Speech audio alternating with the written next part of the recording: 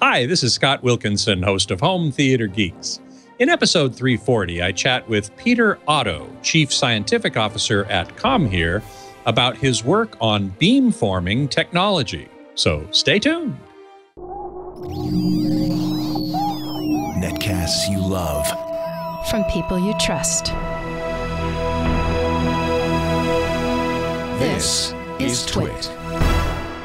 Bandwidth for Home Theater Geeks is provided by CacheFly at CacheFly.com. Hi, this is Leo Laporte, and once again, time for Twit's audience survey. We'd really like to hear from you. It's only going to take a couple of minutes, really. That's all. Just go to twit.tv/survey and let us know what you think. Your anonymous feedback will help us make Twit even better. And thanks for your continued support. This is Home Theater Geeks with Scott Wilkinson, recorded February 9th, 2017. Episode 340, Binaural Beamforming. This episode of Home Theater Geeks is brought to you by Grasshopper. Stay connected and run your business from your mobile phone with Grasshopper. To save $50 on your order, visit trygrasshopper.com/twit. Hey there, Scott Wilkinson here, the Home Theater Geek and editor of avsforum.com. This week's guest geek is Peter Otto, Chief Scientific Officer of Comhear, a company working on implementing something called beamforming technology. Hey, Peter, welcome to the show. How's it going? Good, thanks. Thanks so much for being here. Nice to see you. Those who are tuned in live at live.twit.tv can go to the chat room, or you can go to irc.twit.tv, and you can post questions as we go, and I'll pass along as many as I can. It always helps if you put my screen name, which is my name, Scott Wilkinson, no dots or dashes or spaces, in the message somewhere, and that makes it show up in a different color on my screen, and I'll be able to see it more easily. Also, I want to tell all of our Twit fans that we want to hear from you in our new audience survey. It should only take you a couple minutes to fill out, and it will give us a general idea of who our audience is and what you'd like to see. And also, it helps us select advertisers that we think you would be most interested in. And of course, many of you take privacy very seriously. We do too, and we want to make sure that you know we promise to always protect that. We don't identify you in any way in the survey. It's all totally anonymous. So head on over to twit.tv/survey now. Well, after the show. And we thank you very much for your input. So, Peter, I'd like to start with a little bit of an explanation of what beamforming is. We're going to get more into it as we go. But I think as a starting point, we're going to talk a little physics here. Okay. Yeah. So beamforming is a very interesting phenomenon in acoustics. You find it also in other scientific pursuits. For example, a lot of beamforming theory was developed around radar in the 30s and 40s. But in acoustics specifically, beamforming refers to the ability to delay and sum waveforms such that we control the shape of a wave in 3D audio space. In other words, in acoustical space. So the classic example of that is if you think for a moment about a sine wave. Of course, a sine wave is an S-shaped wave on its side, which the simplest possible waveform, really. That's right. That's right. Yes. Contains no harmonics and emits a very pure tone. So if I add two sine waves together, I get, as you might expect, an increase in the amplitude or the volume of those two sounds as they mix acoustically. However, if I delay one so that it's exactly 180 degrees out of phase, so essentially I have a positive going wave as well as a negative going wave that combine in space together, what do you think I'm going to get there? Well, I would say nothing. You would get nothing. So, in fact, the the first example that I explained there is an example of additive acoustical summing or constructive waveforms. And the second would be destructive waveforms or destructive phase relationships. So two out-of-phase signals can cancel each other. So which is in fact how active noise canceling headphones work. That's right. That's right. Although, and so, although it's on more complicated waves than sine waves. Yes, it is. Although you'll notice that active noise canceling headphones tend to be more effective in low frequencies than high frequencies. Also in steady state rather than in time varying sound. That's right. Yeah. So, at any rate, we can control wave shapes. We can control amplitude by controlling the phase and time domain and addition of two waveforms in space. And it turns out that that there's a lot that you can do with it.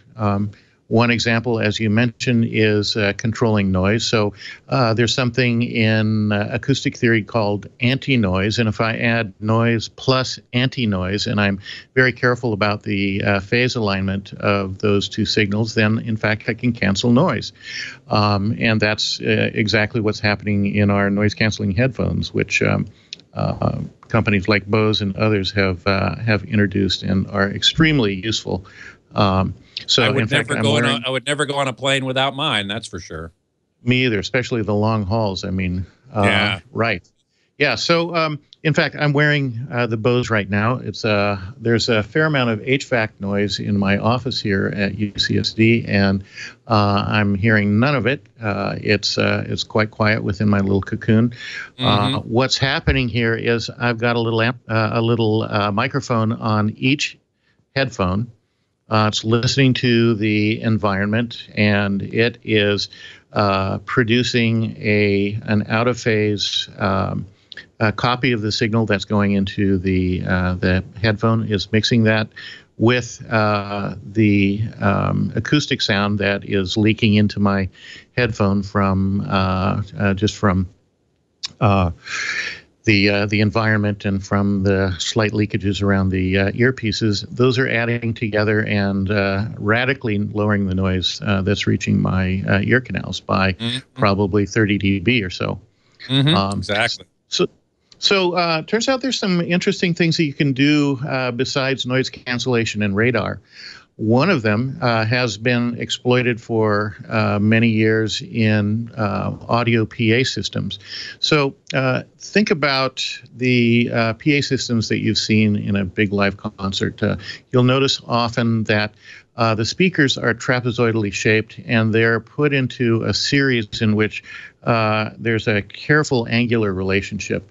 And that generally is a kind of arcing relationship that swings down from ceiling to the middle of the auditorium and progressively swings away from the audience. And what you're getting there is some beamforming, so you get very solid coverage in the area that needs coverage, and you're also eliminating a fair amount of leakage on the on side beams. And that's an example of a simple kind of mechanical beamforming that is used in PA audio. Isn't that interesting? I hadn't realized that I've seen those big PA systems with the line array essentially of speakers that curve away from the audience, but I had no idea that was a rudimentary form of actual beamforming. Yes. Pretty cool. And as audio technology and live sound becomes more and more complex and benefits more and more from signal processing, you'll find that there are smart sound servers and signal processors behind the systems that allow the engineers to tune the system so that you get excellent coverage, you get equalization where there might be dips or peaks in equalization. But in fact, there is some increasingly sophisticated active beamforming that takes place, which is what we're going to talk about today. Before we do, though, yes. I want to give everybody sort of a sense, a visual sense. If you're watching the video, you'll be able to see something kind of cool here. The first graphic that we have is a very simple interference pattern caused by two point sources of sound radiating out in all directions. This is very similar to what you would get if you tossed two rocks into a pond. Right. Tell us what we're looking at here. Yeah, so this is probably a MATLAB rendering of a sound field. There's a new area of acoustics called sound field modeling, and what we're doing is we're basically number crunching additive and cancellation waves such that the darker red areas of this graphic indicate an amplitude peak, and the darker blue areas indicate a amplitude cancellation. So where there's red, there's going to be a lot of sound. Where there's blue, there's not going to be much sound. Where there's yellow, there's something in between. And then you'll notice the two red dots right in the middle.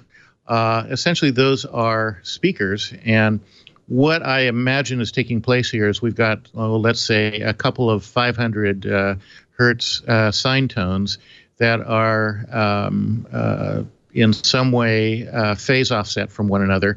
And from a certain point of view, we can see that there are very strong peaks and very radical dips. And literally, if you walked through that sound field, you would hear areas where there's almost no sound at all, and areas where the 500 hertz sine wave is very, very loud. It's kind of magical. It's a wonderful thing. The analogy that you made of tossing a couple of pebbles into a still pond is a good one too, because of course those ripples, when they combine with each other, create new sorts of patterns, and some of them are canceling and some of them are reinforcing. Mm-hmm. Now, if these two speakers, if the red dots are speakers, let's say. Yeah, and you change the, and they're both emitting 500 hertz sine waves. Yes. And you change the phase of one with relation to the other, or delayed it slightly, which is the same thing. Yes. Then the shape of this pattern would shift. It would move around a little bit, right? Absolutely correct. You must have been an excellent physics student. Well, I did get my undergraduate degree in physics, so. Oh, well, okay. Very good. Yeah. There you go. So, right, yeah. And so, in fact, also, even if I moved one of the speakers relative to the other, we'd see some disturbances in that pattern, or a change of shape in those patterns. Of course, the cause of which would be the speed of sound, and the delay caused by the speed of sound as those two wavefronts meet. So turns out that in the new world of audio, which can be mitigated by rapid signal processing, we can dynamically control the phase relationships of these two speakers.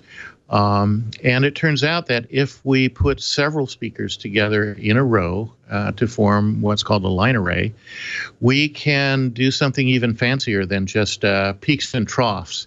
We can construct a sound field that has very strong reinforcement where we want strong reinforcement, and very strong rejection in the areas where we're designing the cancellation frequencies. And I believe we actually have a diagram to show that as well. Yeah.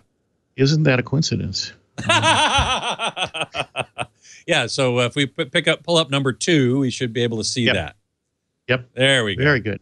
Yeah. So you can see 1, 2, 3, 4, 5. It looks like 10 or 12 speakers in a row. And this is actually a picture of a sound field model from our lab, and it's showing the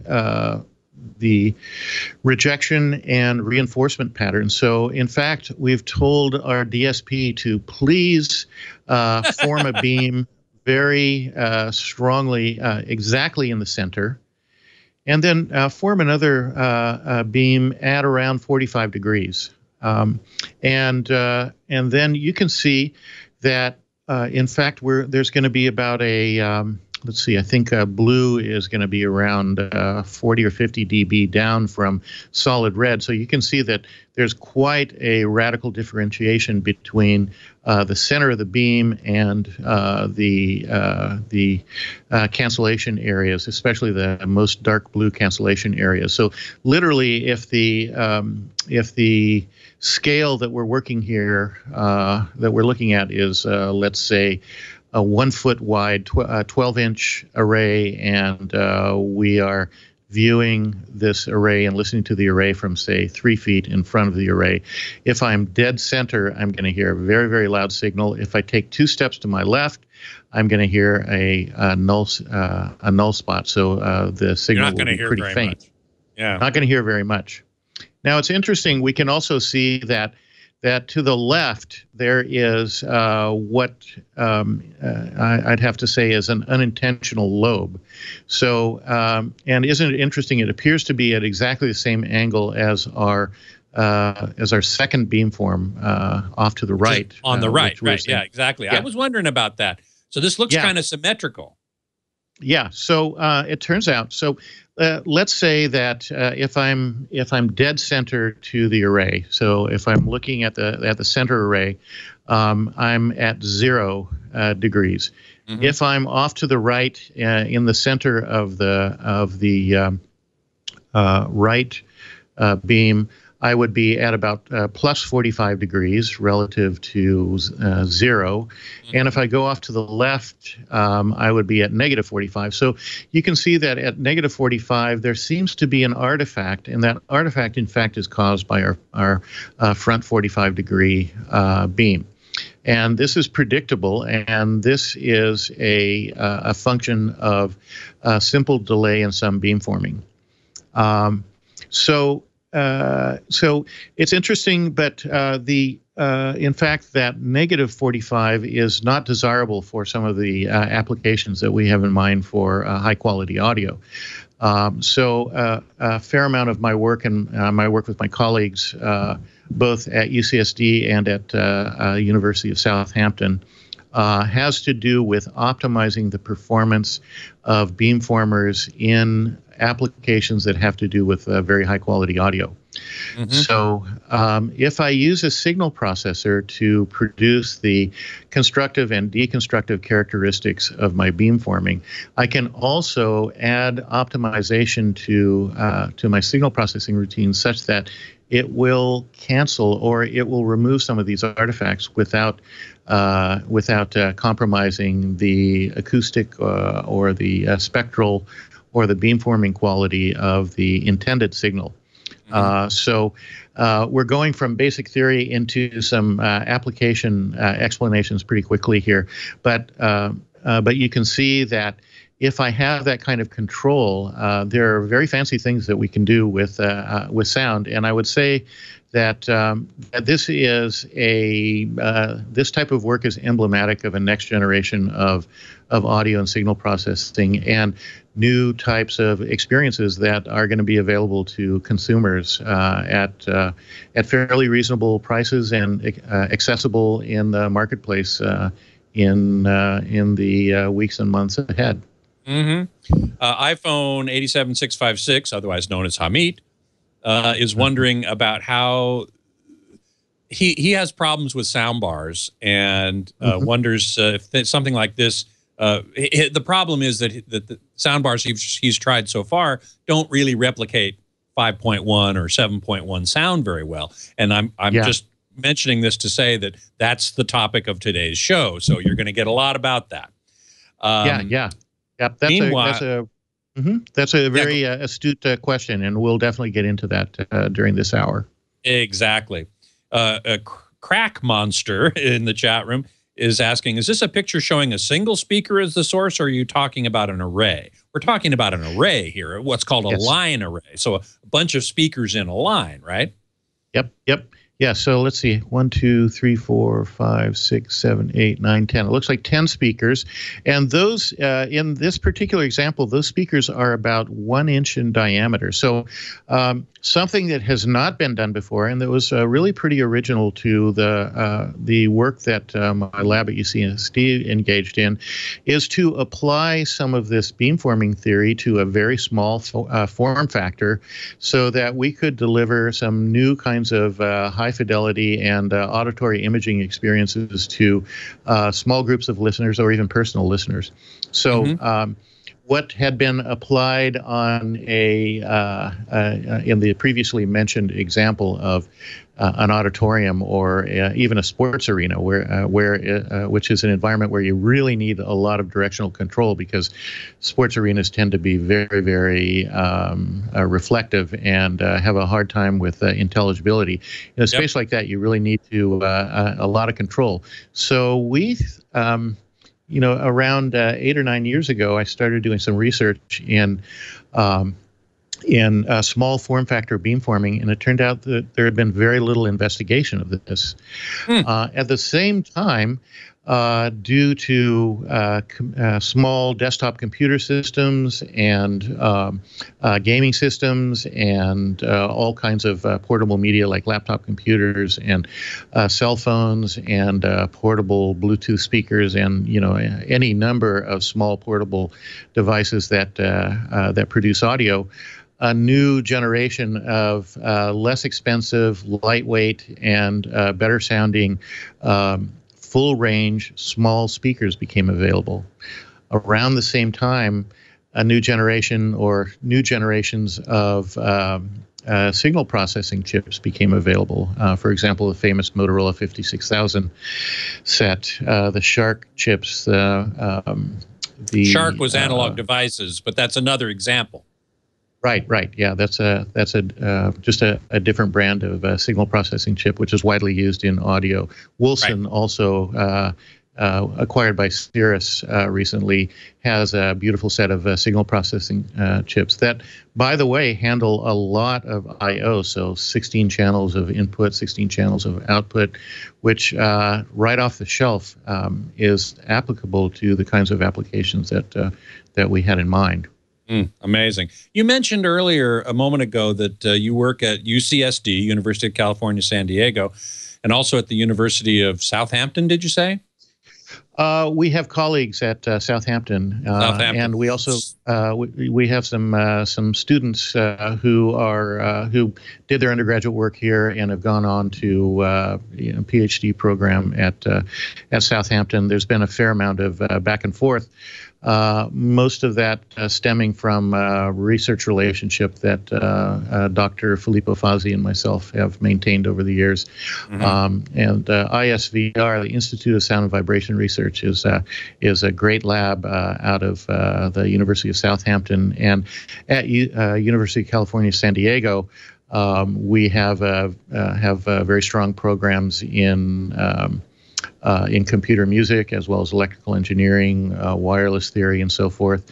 And we also have the California Institute of Information Technology and Information and Telecommunications Technology, sometimes called the Qualcomm Institute, where I established a lab about 8 or 9 years ago, and where a lot of this work took place.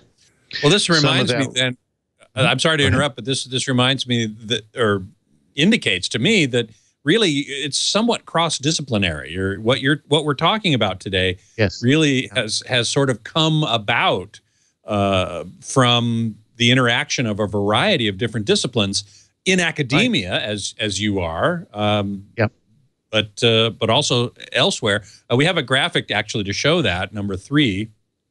I think it's number 3. And you can tell us here how all of these different studies interact to end up with where you are. Yeah, great. So Yeah, this tells an interesting story. I'm glad you were able to put this graphic up because it, I think, is indicative of a wider trend in innovation and technology development, which is that a lot of innovation now takes place across disciplines. So many disciplines in their sort of rigidly defined areas of expertise, of course, continue to produce basic science that is relevant to subfields that are related to the kind of core field. On the other hand, a lot of leading research universities have realized that there is this cross-pollination of disciplines that can lead to rapid innovation, and it's very often due to a combination of several disciplines working together on new kinds of problems. So, in fact, this work in advanced acoustics technologies, in other words, microphone arrays and speaker arrays, really lies at the intersection of the field of acoustics and physics. Computer science obviously has a lot to do with it, with the signal processing, interface design, and so forth. Music and entertainment technology, audio engineering, of course, is pretty central. Audio engineering for communications is a big application area, and a lot of the work that we did leverages speech and hearing science, as well as communication science. VR and AR for advanced visualization enters in here. Electrical engineering and DSP, of course. And then, interestingly, cognitive science and brain science. Isn't that interesting? Yeah. Yeah. So, in the end, those of us who are working in audio and video are essentially in the field of perception science or perception applications. Mm-hmm. And when we're talking about virtual reality or augmented reality and 3D visualization, 3D auralization, essentially we're talking about manipulating perception so that we can derive immersive experience from traditional means of rendering visual and auditory experience. Well, certainly immersive audio and immersive video in terms of VR are sort of really big topics these days. So I think you're riding the crest there, my friend. Thank you. One other little point that I would make is that leading research universities also have taken interesting steps in leveraging these more rapid innovation strategies for which combine multiple disciplines together, and in an institute like the Qualcomm Institute are partnering more and more closely through incubators and through sponsored research and through licensing programs and partnerships with startups and technology companies. Some of them very large, some of them embryonic. Mm-hmm. And that, in fact, is the case with Comhear, which is a direct outgrowth of the Qualcomm Institute here. Comhear was incubated by the Qualcomm Institute at UCSD, and as things developed, began to build the confidence that there was something valuable here, there was something innovative here that had a lot of interesting real-world applications, and so started funding research and working towards the goal of developing the research to the point that we could start pulling products out of it and fine-tuning applications for a number of fields of use. Mm-hmm. SSB 201 in the chat room is asking, does the array need to be arranged with multiple speakers in both vertical and horizontal layouts in order to beamform in 3 dimensions? We're going to probably get a little bit more into that a little later, but I thought I would just bring it up now to get your initial thoughts on it. Okay. I could comment really quickly on that. So That's a great question, and if we want excellent beamforming in both the vertical and horizontal dimension, then we need both vertical and horizontal line arrays. In other words, let's say instead of a 10 by 1 array, we might want to use a 10 by 4 array to give us a better vertical additive and subtractive capabilities.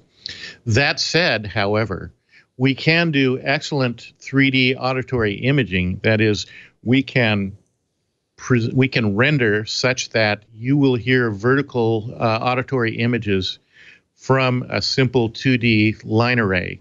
And we can do that by using binaural encoding. And I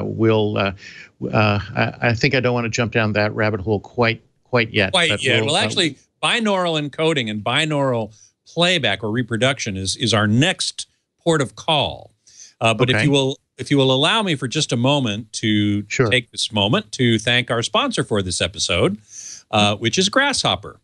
Now, Grasshopper is a virtual phone system designed for entrepreneurs. Grasshopper works just like a traditional phone system, but it requires no hardware purchase. With their iOS and Android app, callers can reach you wherever you are on your mobile phone. Grasshopper allows you to keep your existing number so you can maintain your brand. And when you make a call, your client will see your Grasshopper caller ID instead of your personal phone number. Simply select a toll-free or local number, record a custom greeting, and add multiple extensions for your business. Toll-free numbers are great for marketing and make your business sound more professional. You can set up department and employee extensions with custom call forwarding to any phone in the world. And you can get voicemails emailed to you as audio attachments. You can also send and receive SMS text messages from your business number. So join over 250,000 Grasshopper customers today. Plans start at just $12 a month, and you have a 30-day money-back guarantee. So turn your smartphone into a business line with Grasshopper. To save $50 on your order, go to trygrasshopper.com/twit. That's trygrasshopper.com/twit. And we thank Grasshopper very much for their support of Home Theater Geeks. So we were just about to start talking about binaural reproduction, which by the name of what we're going to talk about, binaural, two oral, we have two ears, right? So we hear the world in a binaural fashion naturally. But when we try to reproduce on a stereo system, on a two-channel system, we run into some problems, don't we? Yes. Yep. So yes. So binaural is not the same as stereo. Stereo is the phenomena of presenting, recording using two microphones or at least two channels of storage, audio that is then rendered on two separate speakers. And what stereo does well is it gives you a nice blend of the auditory scene such that it sounds pretty good within reason at about 180-degree arc around the speakers. So it averages very well. But in truth, we have a picture of that actually. The next one called Sound Field, and we should be able to see that. There it is.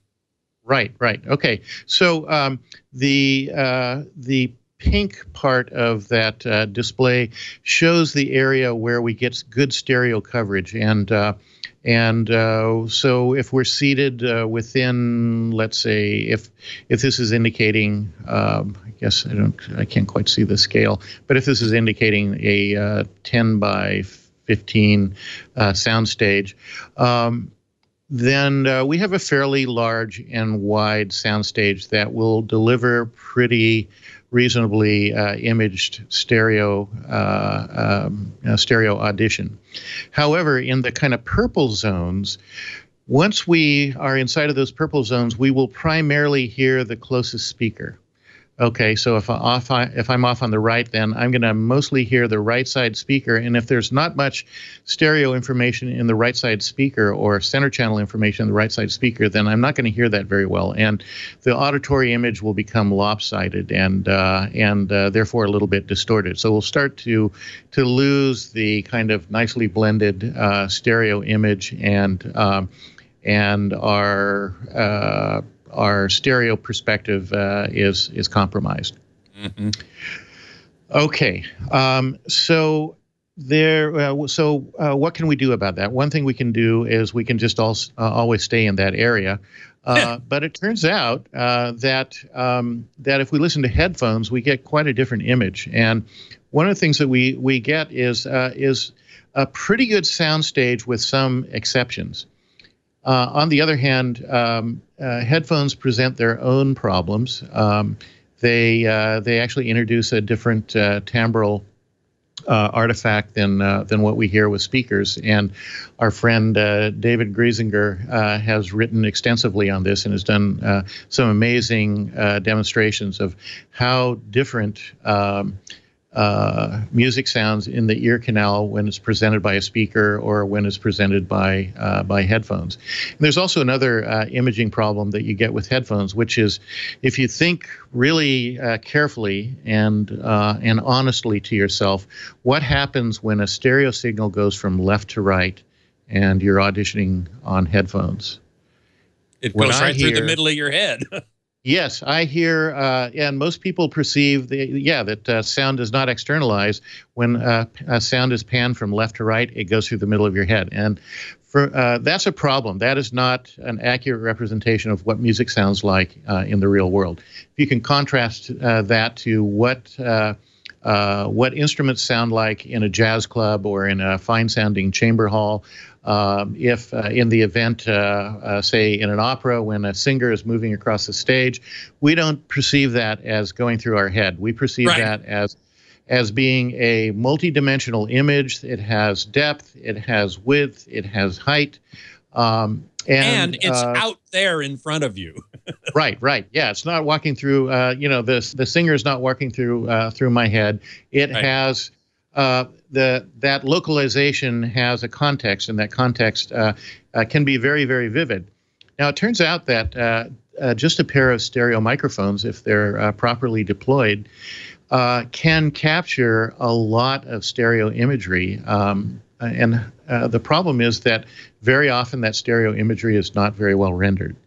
And what we get with stereo speakers is a nice averaging.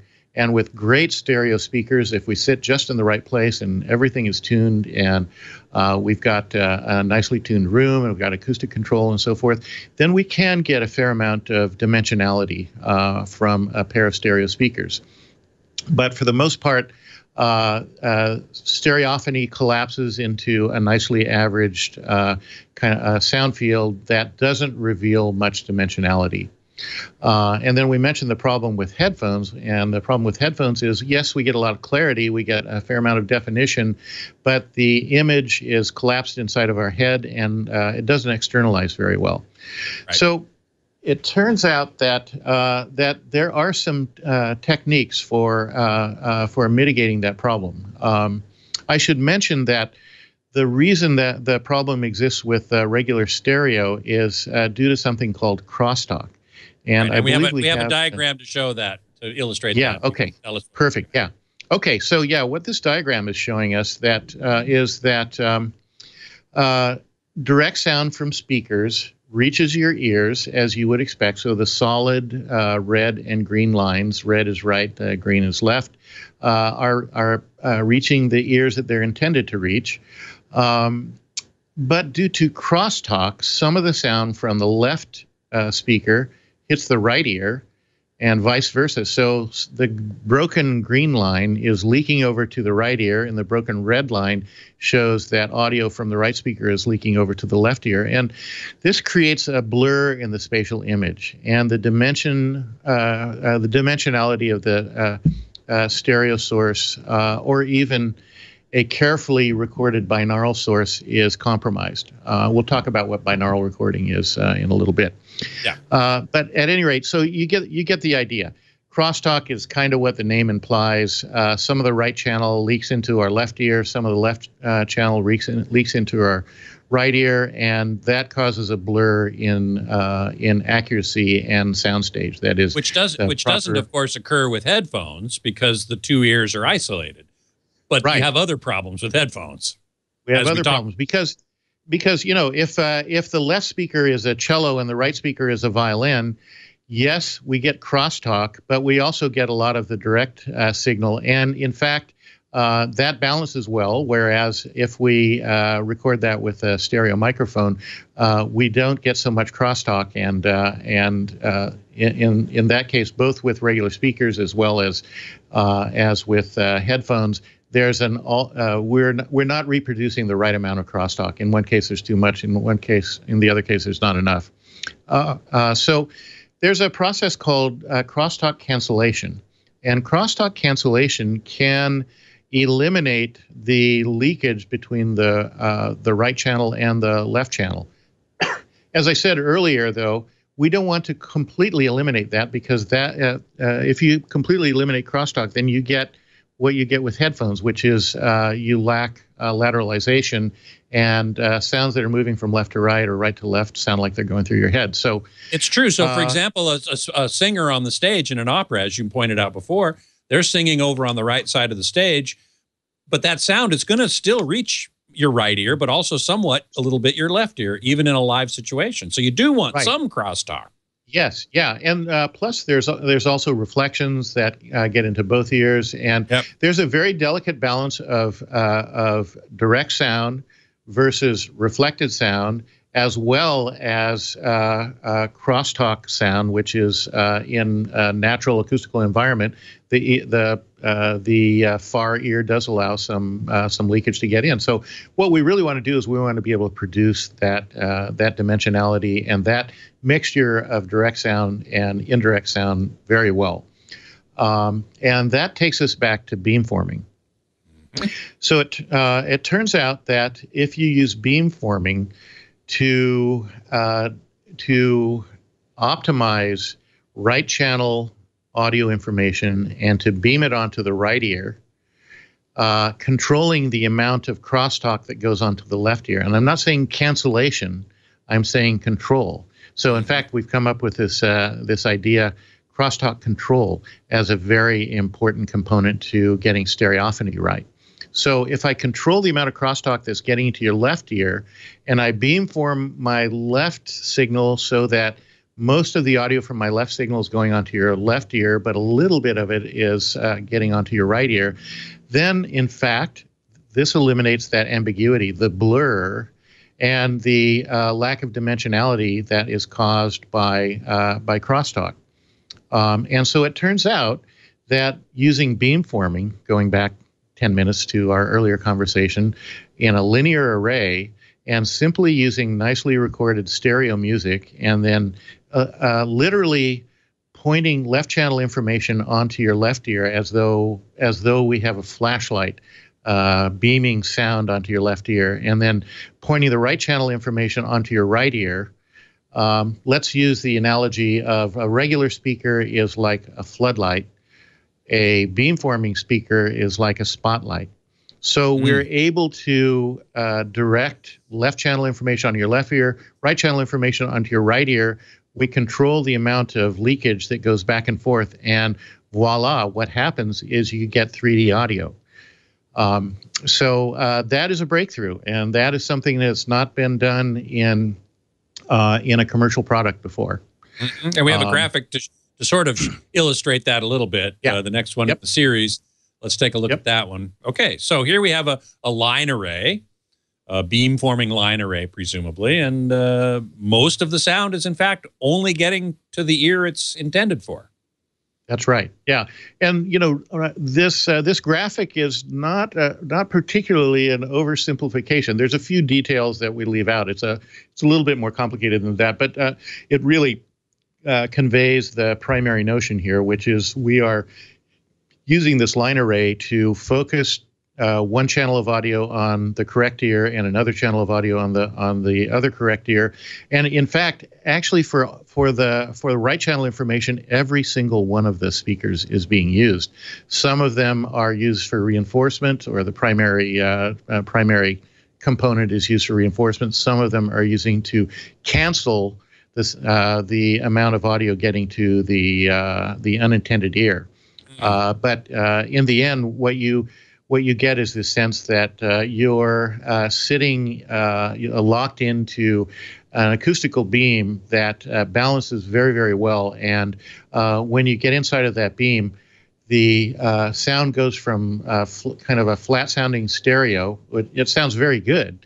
It sounds like regular stereo. But once you're in the balanced beam, what you get is a lot of detail, and every instrument seems to have its correct place. And the overall sound field is much, much wider even than the apparent width of the beamformer.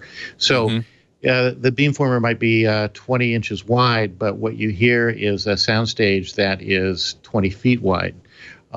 So this is a kind of breakthrough. It's perhaps even a disruptive technology. And we see a couple of very, very high-end companies that are starting to explore this technology for consumer high-end speakers.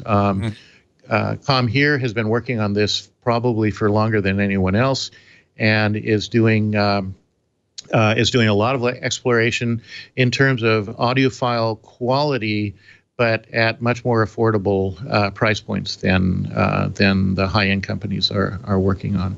Well, speaking of which, we've got a couple of questions from the chat room on that subject. Tinker Toy Tech asks, isn't this what Polk Audio did with the cable between the pair of speakers? And how about Carver Sonic Hologram? Yeah, so Carver Sonic Hologram was definitely a step in this direction. And, hats off.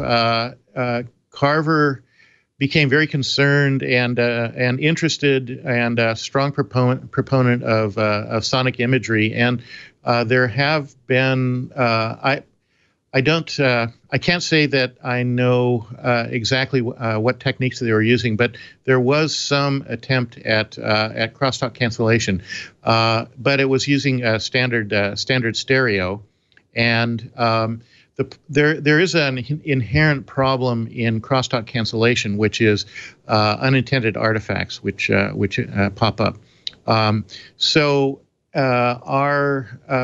A key to the work that we're doing and that we've done with Professor Fozzi has to do with optimization and minimization of unintended artifacts, both timbrally and in terms of lobing that can distort the image or put sound in the wrong place. So these, the idea of controlling crosstalk is by no means an entirely new idea. The application of a very high level of real-time signal processing, the application of new materials. I should also say the availability of very small, high efficient and low distortion Class D amplifiers also is an important component to this work. So, these are new techniques being applied to an old idea, which in theory we've understood for quite some time, which is that crosstalk tends to deteriorate auditory imaging, and if we can control crosstalk, we can get an improvement in auditory imaging. What's new is the techniques, several advanced techniques, including the new science of sound field modeling, which essentially builds a mathematical model between, in the acoustical space that's defined by your ears and the speaker array, and basically building beamforming that is targeting specifically your ears, given the spacing and the geometry and the characteristics of the individual drivers. Yes, there have been attempts at this type of technology in the past, mostly using an active crosstalk cancellation. I know of some brilliant work that's been done in university laboratories that in fact uses stereo speakers with good results, but they tend to not be very practical for real world use, either due to expense or amount of computing power needed, or things like customized measurements on the head and torso and ears, that sort of thing. SoundPro 69 is asking about ambiophonic mode. Ralph Glaskell?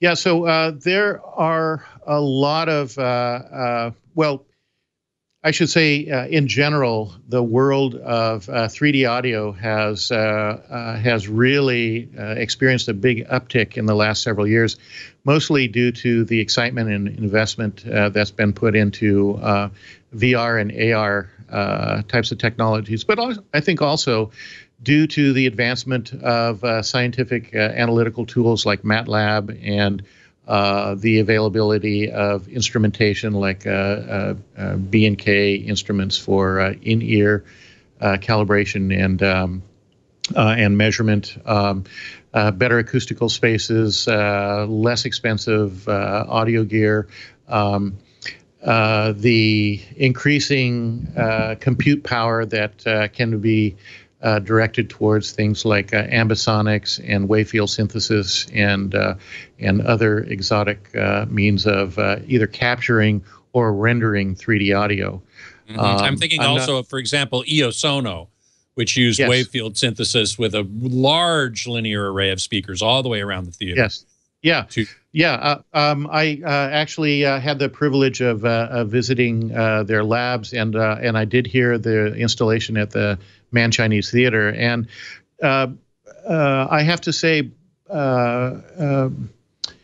wavefield synthesis is a great technique, and it's very, very interesting, but it's also quite equipment intensive. And in the 40 channel implementation that I heard in the Man Chinese Theater, very, very good performance, but I think the primary drawback is very expensive to deploy, and also it takes a lot of processing power in order to render in real time.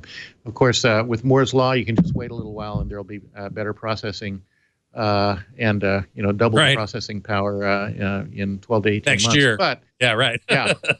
But wavefield to do a really, really great sound does require an awful lot of a high density of speakers, and that can render very, very high quality and in fact near field imaging, but at the cost of a lot of gear. So working in the practical world, we have to always take into consideration what's the efficacy of a new technology given expensive deployment and limited resources that most consumers will have.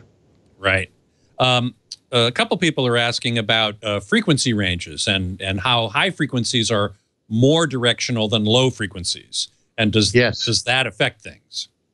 Yes, that is something we think about all the time, and that we've worked to improve. Low frequencies tend to not be perceived as highly directional. That said, if you place in a large room, if you place a subwoofer close by, and if you place it off in a corner, you'll hear significant differences, both in terms of frequency response as well as arrival time and overall auditory image. But most spatial imaging information is perceived in the higher frequencies, say above 100 cycles, and particularly in the speech ranges, we hear a lot of locational cues. So 500 to 5,000, especially the key frequencies around 2K, 2.5K. Where speech formants and sibilants take place, we get a lot of spatial information from there. And it's interesting. Evolutionarily speaking, we needed it to survive. At the same time, we haven't done a very good job of leveraging that unique ability that we have as humans to be able to build a pretty accurate mental picture of our surroundings based simply on localization ability. Mm-hmm. So yeah. Let's see. For example, SSB 201 is saying the lower the frequency, the less control you have to beam it in a given room. I'm not sure that's true. You to some degree, probably, but I mean, you still got, you can have low frequency cancellation and yes, destructive and constructive interference, right? Yes, and in fact, going back to the example of large system PA speakers and so forth, a known technique in say large auditoria is to do beamforming with subwoofers, and you can do beamforming with subwoofers by putting a bunch of subwoofers in line and spacing them carefully and controlling the delay between each subwoofer, and that will give you a much more confined, more unidirectional rather than omnidirectional diffusion pattern. So, in fact, that is used in difficult sound field control situations, especially in large arenas. So, yes, you can control low frequencies, and you can cancel low frequencies in general more easily than high frequencies, especially when they're periodic waveforms. So that's not always true.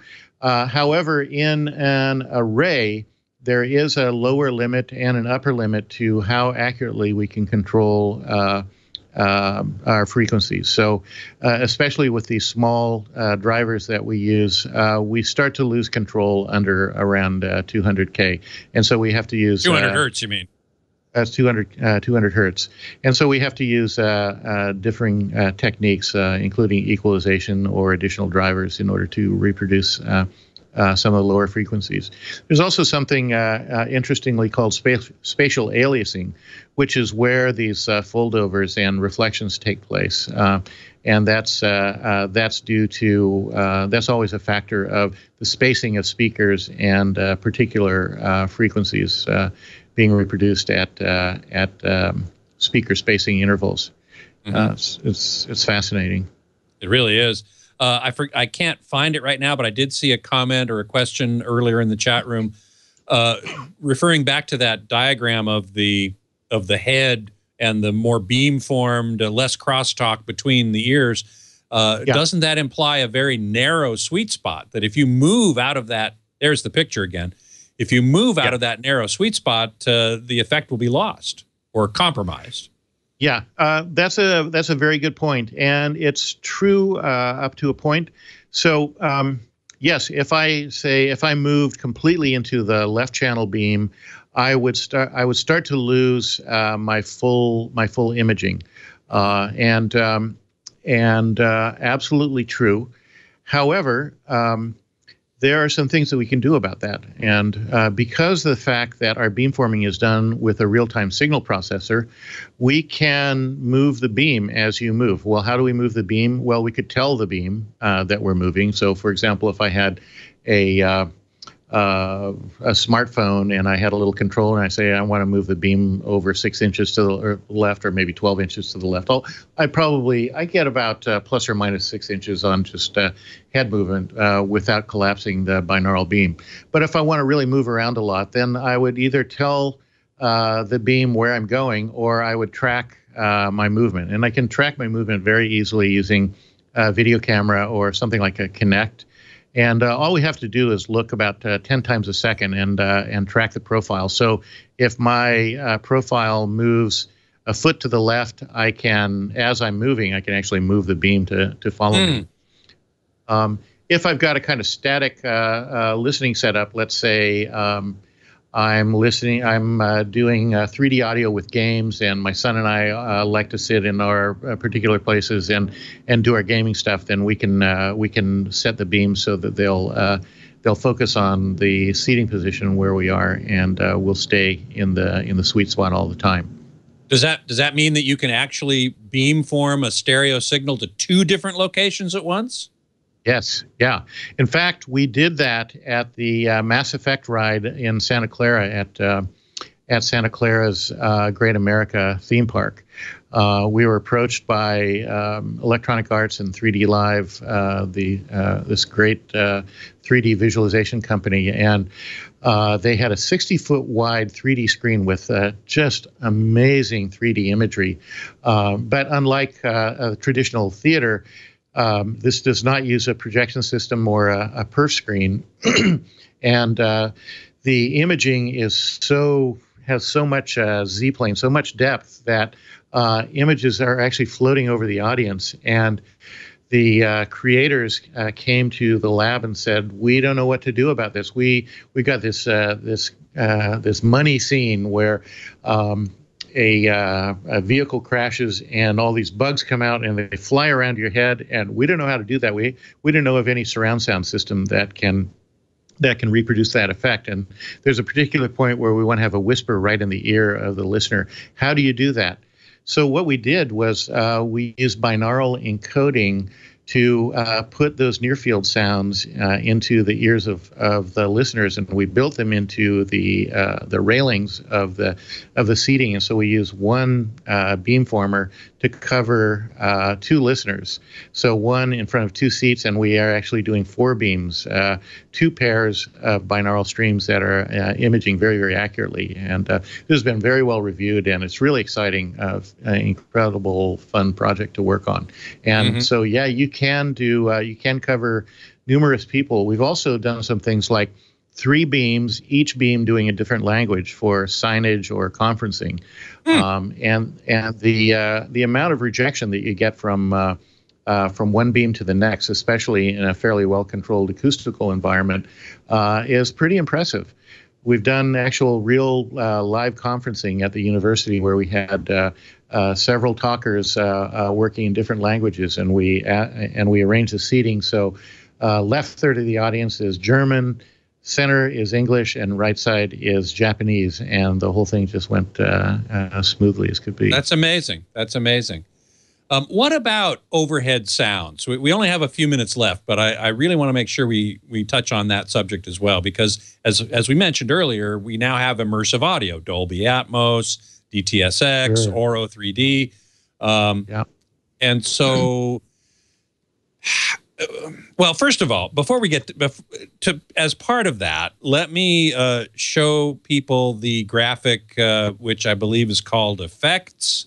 It's the next graphic in the queue there, and this shows what might happen, and it addresses Hamit's question earlier about surround sound. And I would love for you to talk about this graphic and also talk about sounds from overhead, because this one looks like it's more or less reproducing a traditional surround type format.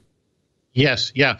Okay. And so if we can zoom back just a little bit to see the kind of full effect there. So there's a couple of ways of producing binaural audio, which then is transformed into transaural audio and communicated over these speakers. And we can do that either by using a binaural head for recording, and this is very often done in game sound and in sound for VR and AR. Or we can also synthesize that using an HRTF function, and Comhear has some very slick software for synthesizing this. Games do that in real time, and they do that using something called an HRTF, head-related transfer function. And we can put a sound effect so that it very easily images in the front 180, and in some cases very well even in the back 180. And we do that by carefully controlling arrival time between the left ear and the right ear, and some spectral shifts that are characteristic of particular placement of sound in space. And so this will allow us with just a small speaker bar to give very good traditional surround sound that renders well in the lateral plane. However, if we're careful and we capture elevated sounds, we can also position those sounds overhead or at at a pretty acute elevation compared to, say, left front and right front at 0 elevation. We can do lower elevations, say down to minus 30, minus 40 degrees. And if we encode those sounds into our stereo signal, those will render pretty accurately on this system. So in fact, we can have a kind of virtual Dolby Atmos overhead speaker. As I've commented before, home theater seems like it's almost a losing battle because it's very hard and expensive, and it takes a lot of work to add more and more channels to our home theater systems. And first it was 5.1, then 6.1, then 7.1, then 9.1. Now we're up to 11.2, requiring overhead speakers. So some kind of virtualization is really called for, and we think we've got a really good answer for that, in that we can do quite good imaging through binaural placement. We also could use beamforming to reflect an overhead signal off of the ceiling and onto the listener, and we do get accurate enough overhead beamforming placement to achieve that, but it does take some more equipment. You don't get it for free. So I think that binaural imaging tends to be the better answer, and it certainly is much less equipment intensive because you basically do it in software and encode that signal into what is essentially a regular stereo PCM or even AAC or any kind of encoded normal PCM like 16-bit or a higher signal. I wanted to make sure everybody understood that when you mentioned specifically binaural recording, you're talking about having a dummy head with very accurately formed ears, right? The pinna, the outside of the ear and the ear canal. Put little microphones inside those ears, stick that head out in the audience, and any sound that comes at it from any direction is automatically encoded as having come from that direction because of the way the head is formed and the ears and so on. Normally, you would play that back on headphones in order to eliminate crosstalk. But in this case, with the beamforming, you should be able to reproduce it with a beamforming line array. Or, as you say, you can take a sort of normal stereo recording and encode it with this binaural kind of information and get the same result. Quickly, I wanted to just mention that one of the folks in the chat room is Darren Fong of Out of Your Head fame, and he points out that headphones are not natural unless you're using Out of Your Head. Now, it's not the only one. There are several virtualization systems. We were talking about headphones earlier. I wanted to touch on this again.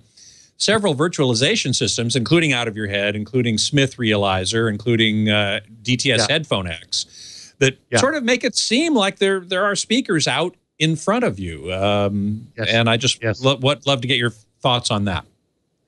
Yeah, I think there is good technology and good research that's yielding better performance in headphone listening and better externalization. And I think you gave us 3 very good examples. I know 2 of them, and I've heard steady progress in the 2 that I'm familiar with. So I'm not saying this is an impossible problem to solve. On the other hand, I like the idea that there are some alternatives to headphone-based or head-mounted display in the growing world of AR and VR. Honestly, I think there is plenty of room, and that humans will always want to share exciting cultural and entertainment experiences, and that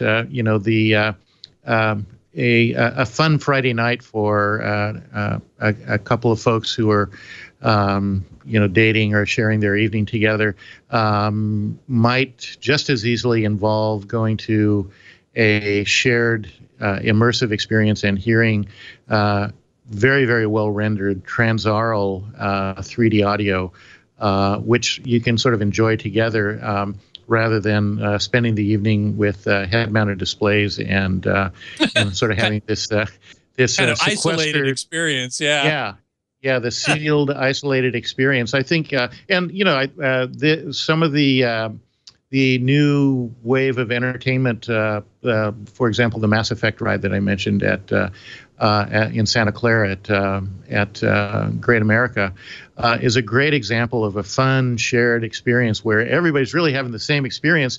But on the other hand, we're all hearing that whisper right in our ear, and so I think there's more than one play in AR and VR and immersive sound. Obviously, MDA and Dolby Atmos are very good evidence that we want to move towards a really immersive sound. How do we get into the home? And how can we use these breakthroughs in music reproduction? That was my last question for the day: is what can we expect into the home? Yes. Well, so one of the things that turns out to be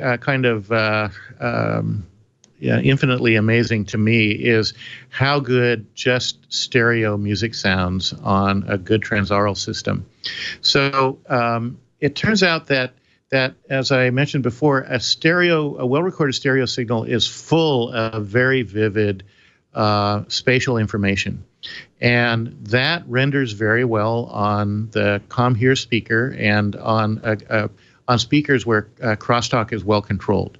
So what I think we're going to see is we're going to see a Comhear product that will play very nicely with gaming.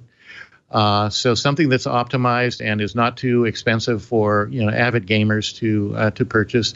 We're going to see something that is combining a very good sounding music system with a video and kind of home theater entertainment system that I think is going to be a really fun and, again, affordable immersive audio experience that is going to blend nicely in the living room or the family room.